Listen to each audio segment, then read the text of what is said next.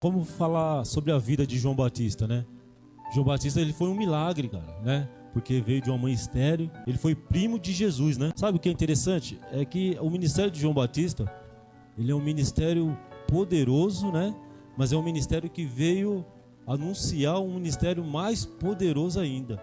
E exerceu esse ministério até o final. Sabe, tem coisas no ministério de João Batista que nós podemos aprender e trazer para a nossa vida. Ele sofreu muita perseguição. E quando a gente fala de João, né?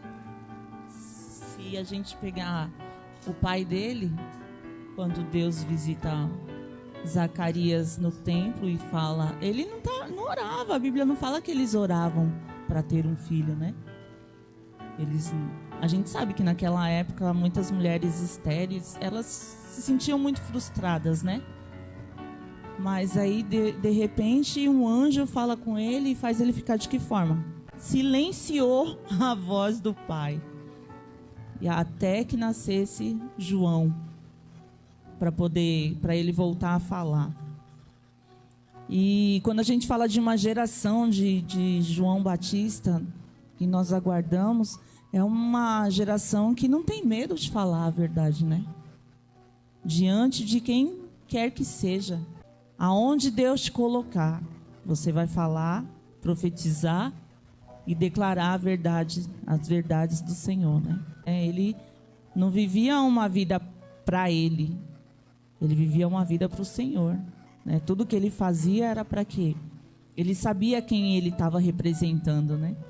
Ele sabia quem é que viria depois dele. O nascimento de João, ele foi rodeado de curiosidades, né? A palavra de Deus fala que Zacarias, ele servia no templo. Então ele era um sacerdote.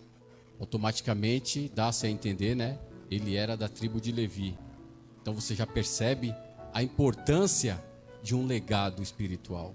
Deus, ele conhece o íntimo e o profundo, coisas ocultas que só você e Deus sabe. Tenha certeza, Deus, ele é fiel e no tempo oportuno ele virá ao teu socorro. Uma ação sobrenatural, uma verdadeira intervenção divina. Quando Zacarias ele escreve o nome do teu filho, ele vai e escreve, ele irá se chamar João. É muito interessante isso que ele falou, sabe por quê? Existe um tempo de Deus. João Batista é muito interessante nós analisarmos a questão da vida dele, que foi uma vida simples, né? Foi uma vida simples de perseguição. O ministério dele foi um ministério forte, porque a pregação dele foi aquilo, né? Abra sua Bíblia aí no livro de Lucas, capítulo 3, versículo de número 15. Por que nós destacamos algumas partes, né? Porque uma parte forte do ministério de João Batista era exatamente a pregação ao arrependimento.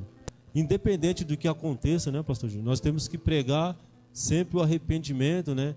Curvar diante de Deus, e o que é mais importante, que a gente muitas vezes nós não vemos hoje em dia, né?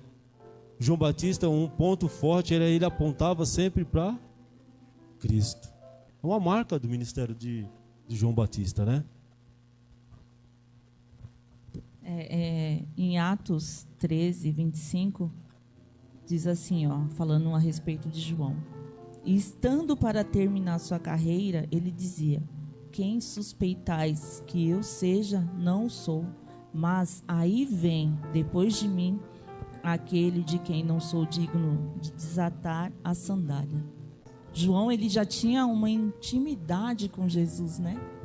A Bíblia fala que quando Maria foi visitar Isabel, João, ele pulava dentro do ventre, né, da mãe.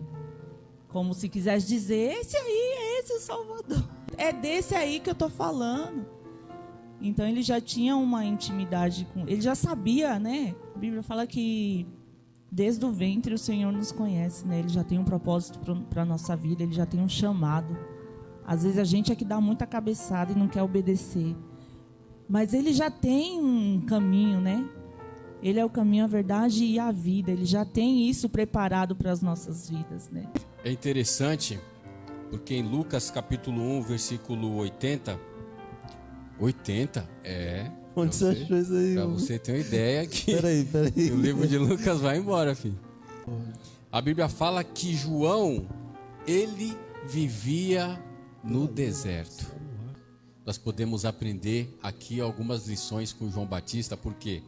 Porque João Batista, ele estava sendo forjado, ele estava sendo preparado no anonimato, no deserto.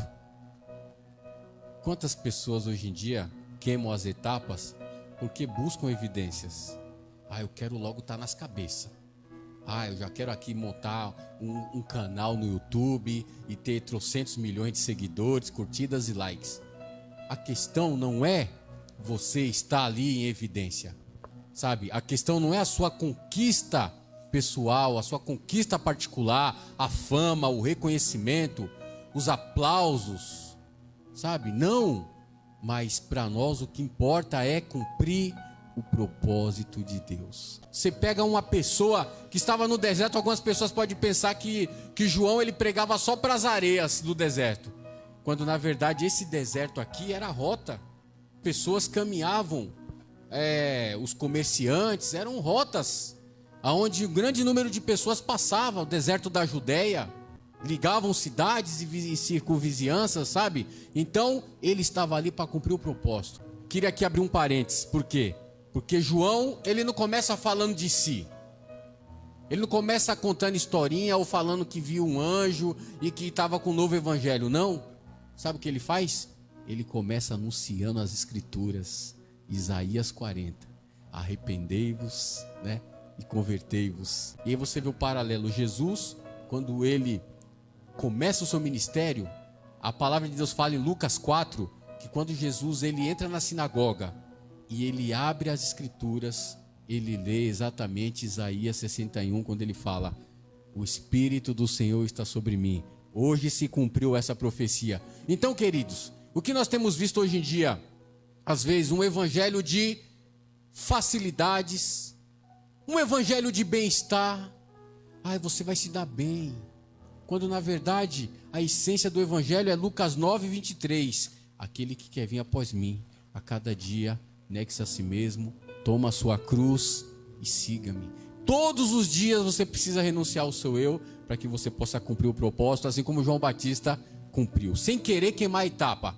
Não, estou aqui no deserto 1 dia, 2 dias sendo forjado. É um grande mistério. O que aconteceu na infância de João? A Bíblia não fala. O que aconteceu com Jesus dos seus 12 aos 30 anos? A Bíblia não fala. Então eu quero fuçar aqui, eu quero descobrir aqui o que aconteceu. Se a Bíblia não fala, porque Deus não quer que a gente saiba, né? Você pode encontrar achismo por aí, né, pastor Deilton? Escritos, pessoas que dizem que viu, que ouviu. Mas é bíblico? Não é. Porque diz que Jesus curou uma andorinha que morreu, uma rolinha, não sei o quê. Está na Bíblia? Não está, mas é a tradição. Não, eu prefiro ficar com as escrituras. Amém? Atento à voz do Espírito Santo, porque no tempo oportuno o Espírito Santo vai te dar um sinal e falar: agora é a hora, vai por aqui, faz isso, entra aqui. Então que nós tenhamos, né, esse mesmo espírito de obediência, de humildade. João, eu vejo assim, é um cara incrível, né? E uma coisa que o pastor Gil estava falando, e eu me lembrei assim, quando os discípulos que estavam com ele viram Jesus passando e perguntaram: João, né? Aquele ali que é o Messias? Ele, sim. E ele não pensou 2 vezes em falar assim: podem segui-lo. Ao invés de, sabe, meus discípulos são meus, são da minha congregação. Não, é aquele ali, podem ir com ele. Pode ir com ele, é aquele mesmo. É desse que eu vim falar. E ele não tinha medo, né? Aqui em Lucas 3, 7, olha o que ele dizia. Ele dizia às multidões que vinham para serem batizadas por ele: raça de víboras, quem vos ensinou a fugir da ira que está para vir? Produzi então frutos dignos de arrependimento, e não comeceis a dizer em vós mesmos: temos por pai Abraão. Pois eu vos digo que até mesmo dessas pedras Deus pode suscitar filhos a Abraão. Então ele não tinha Ele não tinha papo na língua, ele não tinha medo. Ele sabia o propósito dele. Ele sabia que ele poderia ser morto, como o pastor falou. Mas ele não tinha a sua vida por preciosa, como diz Paulo, né? Nós aprendemos, né, lições preciosas quando nós falamos da necessidade de uma geração de João Batista. É uma geração que está disposta a aprender, ainda que no deserto. É uma geração que não negocia seus valores, seus princípios, sabe? Por mais que quando você não tinha comprometimento com as Escrituras, você era uma pessoa totalmente manipulável e que não conseguia ter discernimento da mão direita da esquerda. Tudo bem, Deus perdoa o tempo da ignorância. Mas após você ter tido um encontro com Cristo, o Espírito Santo vem habitar dentro de você. Então você agora é templo e morada do Espírito Santo. Aqueles que têm falta de sabedoria, pede a Deus e Deus derrama a sabedoria, te dá discernimento. Então por isso que alguns ambientes que você frequentava, você deixa de frequentar. Então você pega João Batista, que estava focado no propósito. Então, é tão interessante aqui porque nós podemos, nos dias atuais, que a gente vê toda essa polarização na política, toda essa guerra, né, de ideologias, mas você percebe João, que ele mesmo em humildade ali, dando início ao seu ministério, anunciando o reino de Deus, anunciando arrependimento, batizando, apenas para arrependimento, fazendo discípulos. Quando ele se depara com Herodes, que trazendo para os dias de hoje seria um grande líder, né, ao qual muitas pessoas gostariam de estar do lado, mas quando ele se deparou com Herodes e identificou atitudes contrárias aos princípios de Deus, o que João fez? Ele denunciou. João Batista, ele denuncia Herodes, porque ele não tinha compromisso com o sistema. E quando nós falamos assim, Deus levanta uma geração de João Batista, então você vê que são pessoas que não estão querendo holofote, não são pessoas que estão querendo evidência, mas são pessoas que a cada dia estão no anonimato, cumprindo o propósito de Deus, que eu possa diminuir a cada dia, mas que Cristo possa crescer. É na sua atitude, é lá no teu trabalho, sabe? De repente você está lá limpando o chão, ninguém está vendo, mas Deus está vendo. Ai, o meu chefe não está vendo aqui o sangue que eu estou dando nessa empresa, ninguém sabe, reconhece. Deus reconhece o teu esforço. João era assim, ele estava ali fazendo não para ter reconhecimento, ele estava ali para cumprir o propósito de Deus. E quando os discípulos que ele tinha viram Jesus, André era um discípulo de João. André, sabe, ele era irmão, sabe de quem? De Pedro. João, o discípulo do amor, era provavelmente um discípulo de João Batista. Se tornou um dos apóstolos, né? E aí o que acontece? A hora que João Batista ele aponta, é dele que eu venho falando, sabe? Ele é o cordeiro que tira o pecado do mundo. Imediatamente, André segue Jesus, João segue Jesus, e aí cumpre o propósito de Deus. Quando João ele é preso, que alguns discípulos o vai visitar na prisão, quando João Batista ele é preso por conta que ele denunciou Herodes e tal, o adultério que havia entre Herodes e a cunhada, então chega uma hora que ele é tomado por um sentimento de dúvidas. Por quê? Porque João, ele era humano, como todos os líderes da Bíblia. Só Jesus era Deus. Amém, queridos? Então, por mais que Deus te use, você vai, ora, as pessoas são curadas, não é você que cura, é Jesus que cura. Ah, você orou, Deus abriu uma porta de emprego, não foi você que abriu, foi Deus quem abriu. Ah, porque eu consegui aqui estabelecer, sabe, a igreja, a maior igreja do bairro. Não, você não fez nada, quem fez foi o Espírito Santo de Deus. Nós temos que dar glória a Deus por sermos, sabe, instrumentos usados por Deus.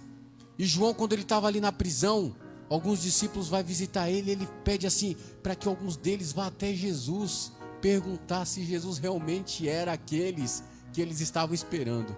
Sabe qual foi a resposta de Jesus? Avisa para João que os enfermos estão sendo curados, os endemoniados estão sendo libertos e o reino de Deus está sendo anunciado. Isso é suficiente. Quando chegou isso para João, ele falou: cumpri meu papel. Sem glamour, sem status, sem fama. João Batista não realizou nenhum milagre, nenhuma manifestação miraculosa.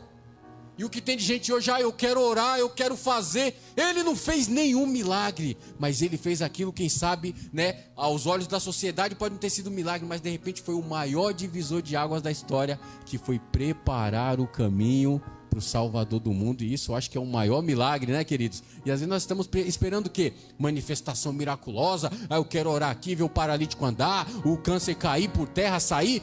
Deus pode fazer? Deus pode. Mas é aquilo que eu volto a falar. O importante é cumprir o propósito de Deus.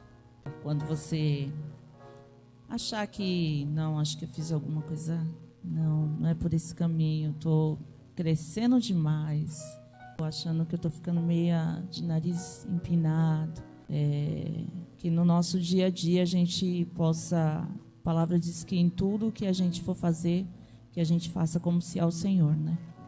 É isso que a gente tem que pensar. Eu vou acordar, vou levantar, vou fazer o café da manhã para minha família como se fosse para o Senhor. Vou arrumar minha casa como se fosse para o Senhor. Então é sempre apontar para Ele. Em considerações finais, pastor Gilberto.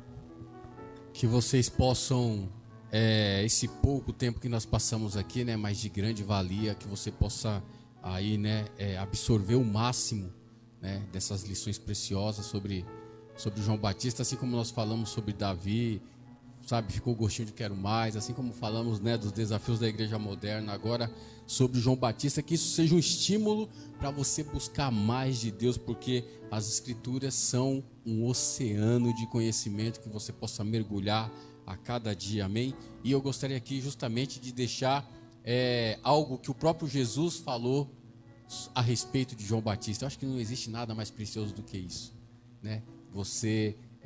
Jesus dá testemunho ao teu respeito, assim como Jó, né, Deus dá testemunho a respeito de Jó. Mas Jesus, ele falando para os seus discípulos, ele fala sobre João Batista, ele fala assim que João, dos nascidos de mulher, ninguém era maior do que João. Jesus deu, sabe, esse ibope, né, para João Batista, por quê? Porque ele foi específico, sabe? O Senhor estabeleceu o propósito, cumpra até aqui. E ele foi fiel, assim como Jesus foi fiel até o final. João, ele foi fiel, né? Alguns podem pensar assim, nossa, perdeu a vida tão cedo, né? Perdeu a cabeça, né? Mas de que adiantaria negociar os valores, fazer politicagem com Herodes, não denunciar o pecado, né? Receber tapinha nas costas e seguir sem propósito? Não faz sentido você viver sem propósito, né? Então Jesus fala que dos nascidos de mulher ninguém é maior do que João, e Jesus nos deixa uma lição: o menor no reino dos céus é maior do que João. Então é um estímulo a descer mais, a se humilhar mais, a buscar mais a Deus, que afinal de contas é Jesus que tem que crescer, é o nome do Senhor que a cada dia tem que estar em evidência. Que Deus abençoe todos vocês, amém, queridos? E foi mais uma vez aí um tempo muito bom na casa do Senhor. Amém, meus queridos? Então até a próxima, que Deus te abençoe. Fica aí a lição, né? Para que nós venhamos a nos levantar como geração mesmo de João Batista, assim, né? No sentido de ter um propósito, no sentido de apontar para Cristo, né? E no sentido de não negar a nossa chamada, né? Nós temos uma chamada e nós não podemos negar essa chamada, né? E que venham as lutas, que venham as dificuldades, e nós vamos crescer em graça e conhecimento do Senhor Jesus, amém?